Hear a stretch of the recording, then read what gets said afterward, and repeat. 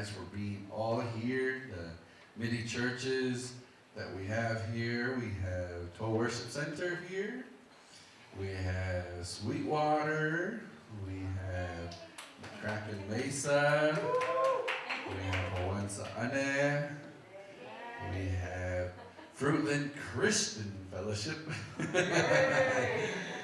then we have Gospel Victory. So, any other churches that I miss? Anybody? Toll Worship Center, first one. And then those of you who've never been to RAIM has been going on since 2017. And 2017, 2018, 2019, and then 2020 came around. COVID came around and shut everything down. And my father passed. And then 2024, we ended up revitalizing the program again. And so 2024, 25 for the last 2 years, so a total of 4 to 5 years that RAIM's been going on, and you see the impact that it's made in all these different churches, and I've seen the progress that's been made through RAIM gatherings and the many teachings. And so just want to welcome everybody, and we'll do the actual training. So this training, we can hand out those paperworks. It's a PowerPoint training. What you guys see up here on the screens, you can do that at your churches. You can bring an old TV from your house, not the big boxed one. Remember the one in the back? Just to clarify. Yeah, just to clarify. One of these, I know there's a lot of people who have smart TVs, and so you can bring those, and you bring your laptops, or this is just a introduction into how to it does take work. It does take preparation. And I'm gonna ask my wife if she can head up there and run the PowerPoint. Usually these, you can purchase like a clicker, and then it'll on my new computer. And so these on my new computer. And so these things are helpful to you as a church. Things are helpful to you as a church if you want to move into, this kind of 21st century of teaching. And right here we have the menu bar. Kind of when you pull up your computer, you have the menu bar with the files, and you can choose different fonts that you can use. You can also the way that the words are on the words are on the screen. You can use those. The screen, you can use those. Also, if you want to add pictures in there, you put house, your gross amount that you guys need. You can do say, okay, we're growing, our church is growing, and we need a new church, and every year it's growing up 25%. And you can do that and say, hey, can you help us out with the building, or can you help us out with the home site lease? Click this. Oh, that doesn't work. The red dot. Oh. No, it's going to reflect. And so these are different menus here, adding text in here, and the next one is you can draw on there. You can draw little drawings. My father used to draw little triangles, squares, and circles, and you can draw all that. The different backgrounds here. This one is a wood floor background with a white background, and you can do all this on there. And I know some of your people at your church can help you with this. There's tech savvy, and They can help you out, put your messages together, and all these things they help you out with. If you want to make it dramatic, they'll, oh, that's right. Yeah. And all, you can make it dramatic where the words, they'll fly in, or they'll make a little wave in. But these things are coming into play nowadays. And, you know, you can record, you can put pictures on here, and then you can record it. And then, say you want to do like funeral services. And people want to come to you and say, hey, do you guys have pictures that you have, or you want to run through pictures? And you can record it, and it'll just loop over and over with all the pictures. So things like that can help your churches. Help your churches, you know, be a place where, you know, people can come and they can rely on you guys. Say, hey, our church has this and we can do this for you. And so being able to design these things in different menus here, being able to check your spelling, check your grammar. My wife's giving me the eye. She's I never check my spelling. I never review, and so sometimes that's a bad thing for me. So, but these things, these transitions, these ways to help your churches, you know, it's very important for you musicians.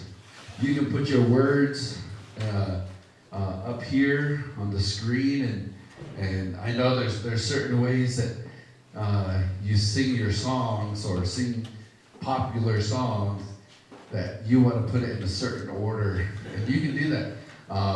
Over at Toll Worship, we've got some of Ray's songs over at Toll Worship that he plays, and we put it up there, and that way you know some of these songs. And I mean, you guys already experienced some of it already with the songs that we already sang, and you see it. And I'm gonna pick on some pastors, okay? Pastors, when you're preaching or when you're teaching, how many of you guys see this? Do you think they're awake? Does it seem like they're not paying attention to you? Right? Some teachers are like that.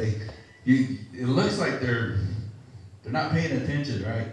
And you're just like, oh, what do I need to do for them to look up so they can pay attention?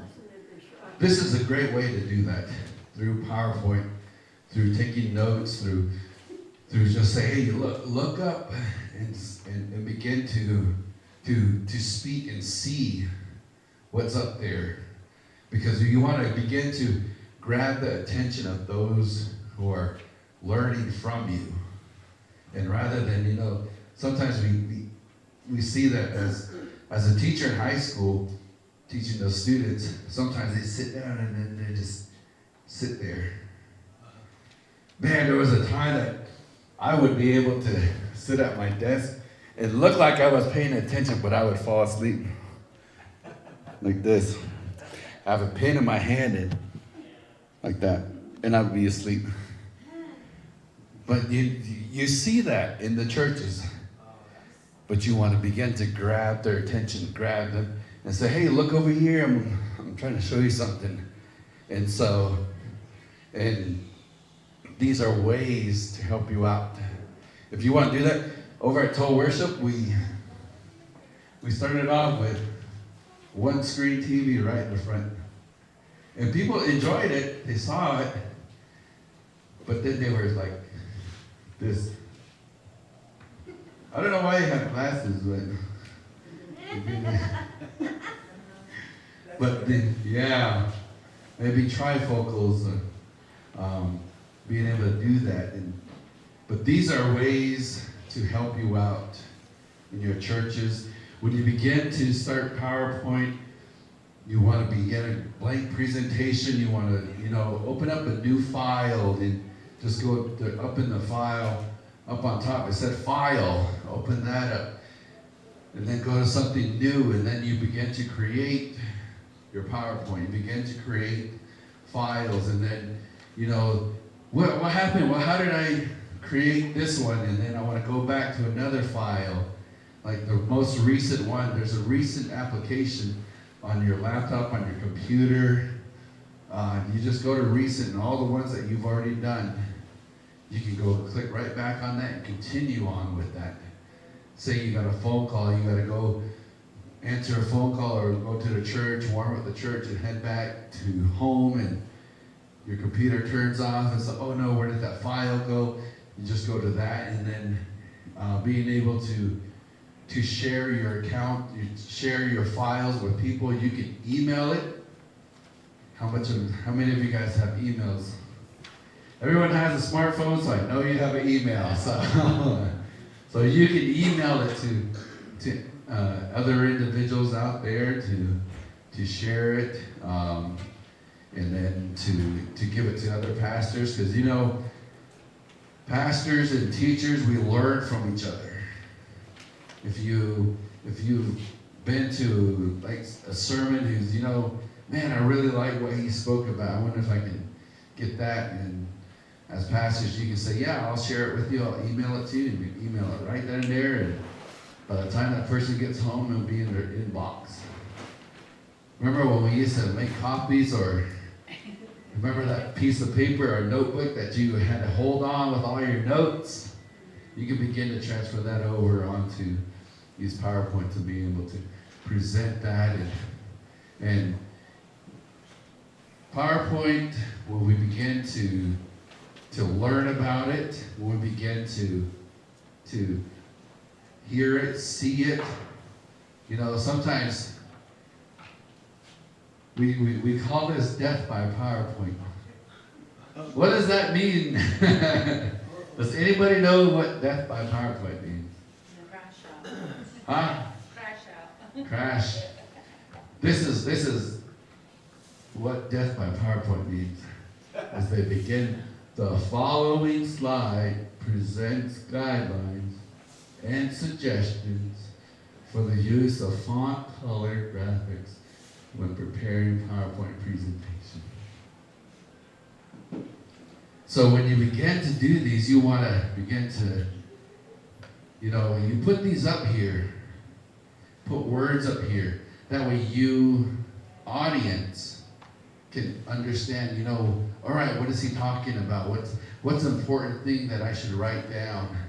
And it begins to highlight these different ideas that you want to get across. Because, what's something that you want to get across to individuals? What do you want to get across to the people that you're teaching to? As teachers in school, there's certain requirements that you have to get across to the students.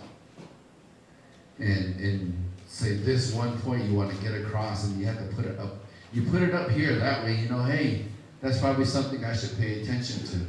The students will say, yes, I need to pay attention to that, or I need to pay attention to this. It's going to be on the test. And as you begin to create these PowerPoints, so these are some guidelines to help you out with the font size.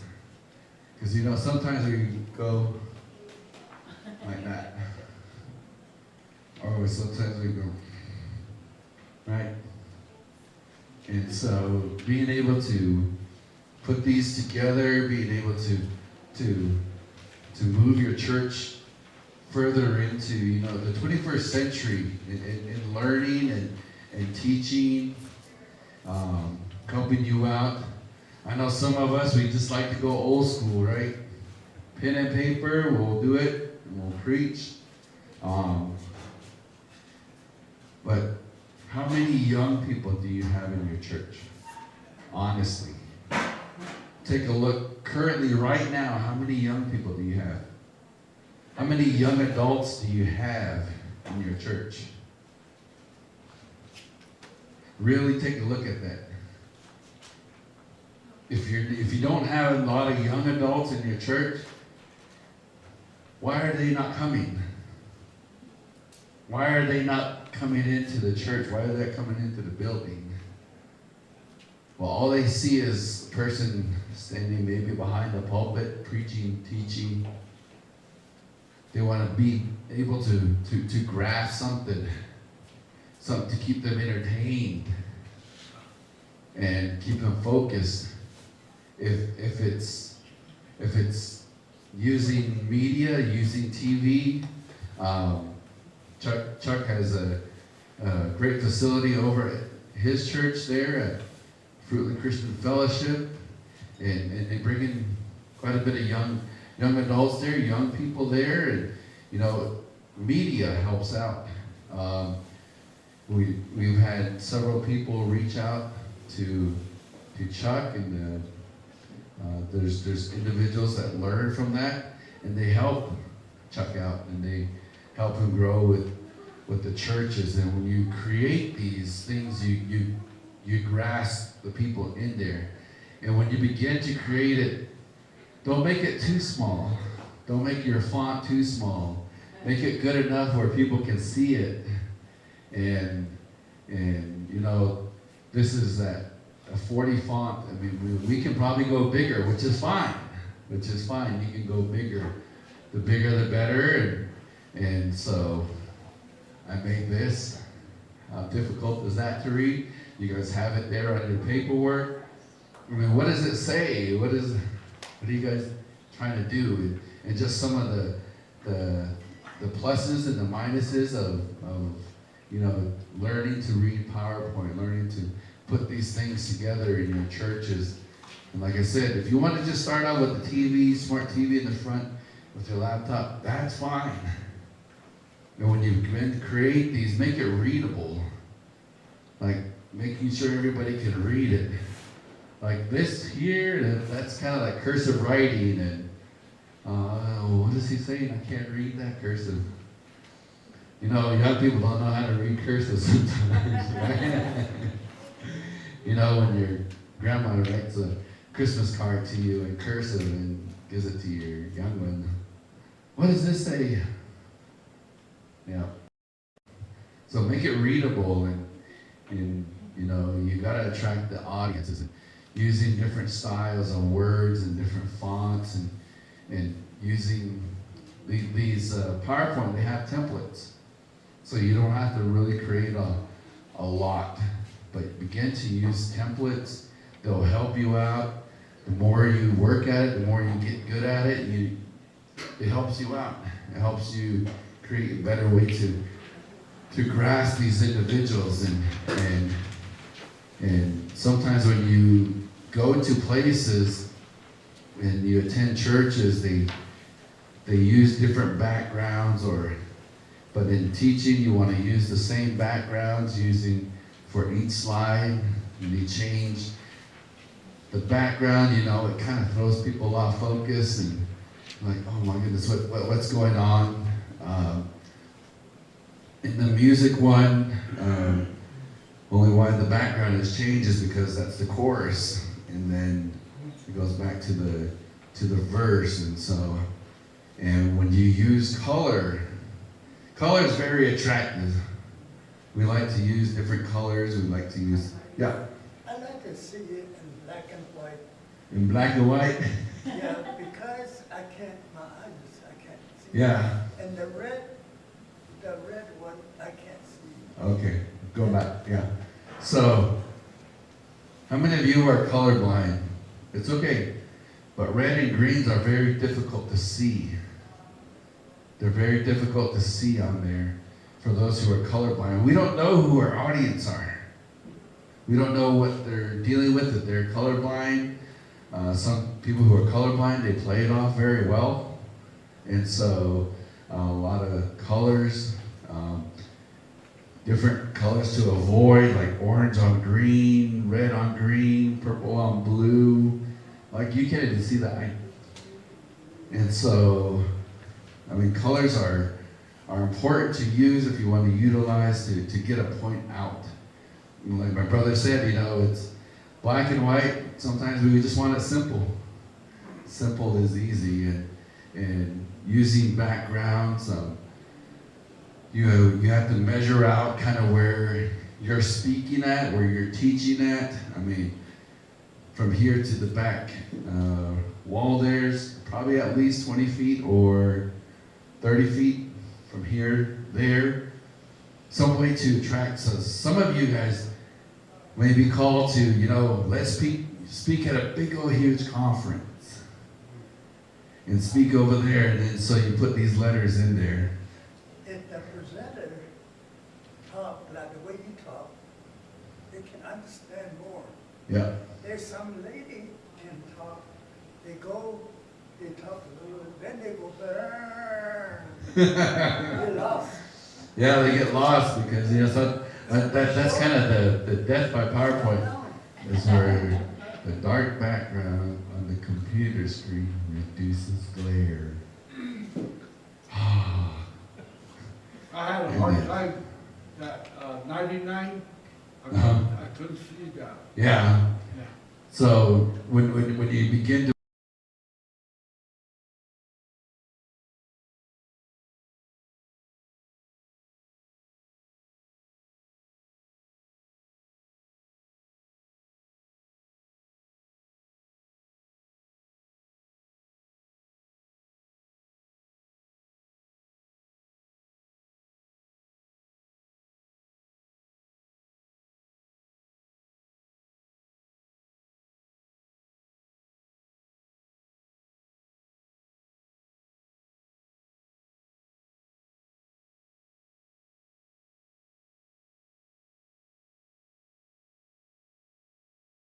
Friday, Christmas, New Year's. If you want to find a sale, those are some of the best times to get these for your churches and to build those up. Or sometimes over at Walmart, we all love Walmart, right? Go back towards the back and where the bathrooms are. Sometimes the 2025 TVs are back there, and they've cut and reduced prices back there, and so using color on your PowerPoint, a lot of contrasting colors. What are the three main colors that you learned in art? Remember those three main colors? Yellow, blue, red. Yeah. And then you mix them up, and then there's contrasting colors, and this color wheel will help you out with contrasting different colors and in the way that what works with what. Dylan over here. What does green and yellow make? Blue. What does it make?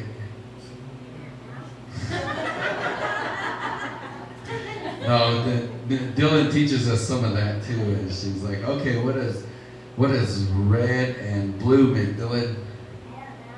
She says purple.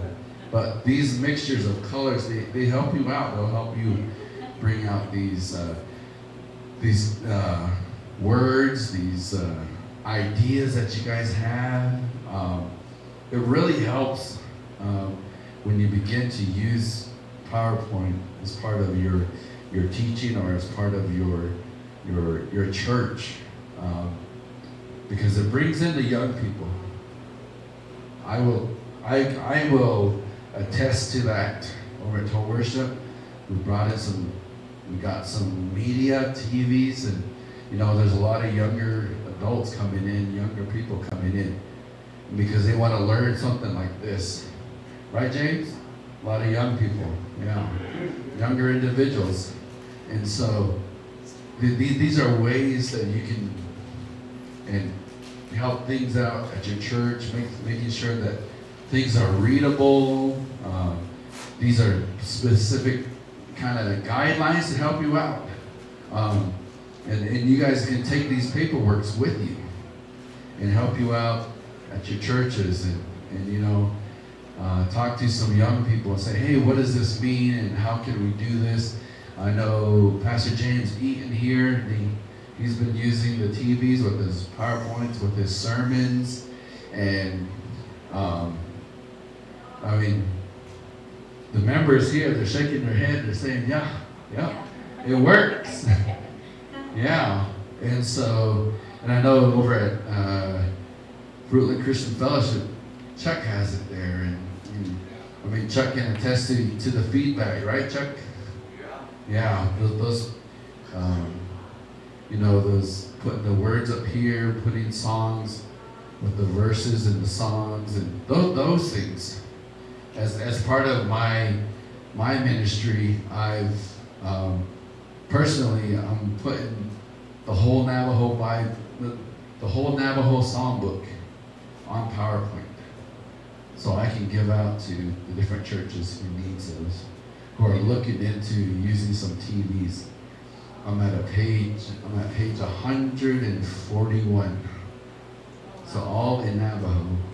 So that's my personal side project in ministering and working on that. So I've already given some out to the different churches, as far as west as Loop, to all the way to down in Pine Hill, and so those are some of the projects that I'm working on as ministers, because as ministers we have different projects that we are personally working on in our ministry to go out and to spread God's word, and so that's one of them. And so so if you guys need some of those, don't be afraid to contact me and say, hey, can you send me some of those? And when you see the screen, how high do you have to go?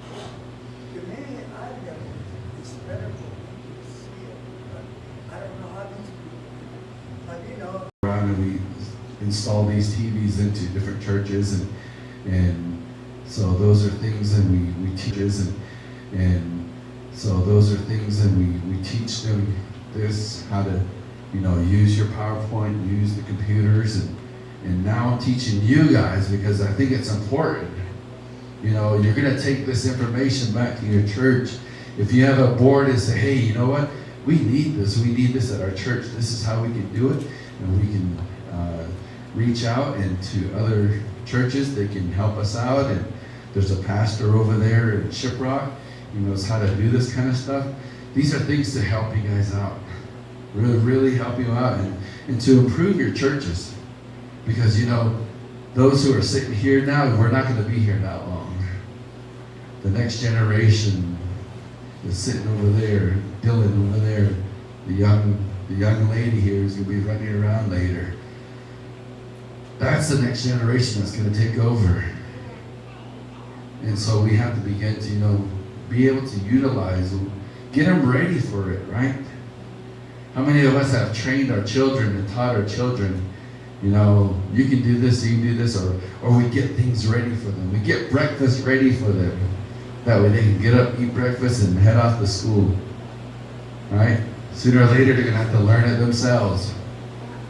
They're going to be 18 out the door, and, all right, cook for yourselves. There you go.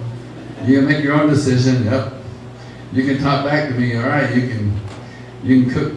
So, but as we get into